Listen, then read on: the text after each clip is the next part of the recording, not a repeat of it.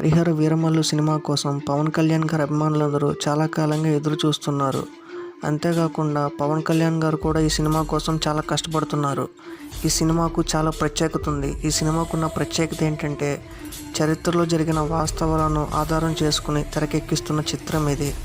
చరిత్రలోకి మనం వెళ్తే తెలంగాణని అలాగే ఆంధ్రలో చాలా ప్రాంతాలను కుతుబ్ షాహీలు పాలించేవాళ్ళు.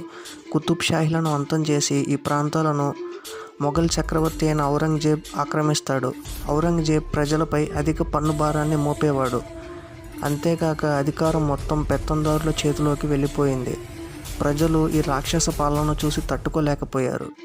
ఇటువంటి సమయంలో ప్రజల కన్నీళ్లను తుడవడానికి ఒక హీరో వస్తాడు. ఆయనే సర్దార్ సర్వాయి పాపన్న గౌడ్. సర్దార్ సర్వాయి పాపన్న గౌడ్ని తెలంగాణ శివాజీ అని కూడా పిలుస్తారు. సర్దార్ సర్వాయి పాపన్న గౌడ్ తన జీవితం మొత్తాన్ని కూడా మొఘల్స్తో పోరాడడానికి ఆయన అంకితం చేశాడు.